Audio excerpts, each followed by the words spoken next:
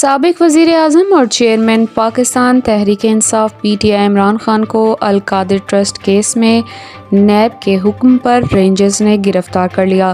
عمران خان کے وکیل فیصل چودھری نے تصدیق کی ہے کہ سابق وزیر اعظم کو رینجرز نے احاطہ عدالت سے حراست میں لے لیا۔ عمران خان 7 مقدمات میں ضمانت کے لیے اسلام آباد ہائی کورٹ پہنچے تھے، جہاں سے رینجرز نے ان کو حراست میں لے لیا۔ اسلام آباد پولیس کی جانب سے جاری بیان میں تصدیق کی گئی ہے کہ عمران خان کو القادر ٹرسٹ کیس میں گرفتار کیا گیا۔ Pakistan Tehreek Insaf P T I نے کہا ہے کہ عمران خان کو گرفتاری کے وقت بری طرح دھکیلا گیا ہے، جو پہلے ہی زخمی ہے۔ آئی جی اسلام آباد کے مطابق حالات معمول کے مطابق ہیں۔ دفعہ 144 نافذ العمل ہے، خلاف ورزی کی صورت میں کارروائی عمل میں لائی جائے گی۔ پی ٹی آئی رہنما اظہر صدیقی نے کہا ہے کہ نیب عدالت سے اجازت کے بغیر عمران خان کی گرفتاری غیر قانونی ہے۔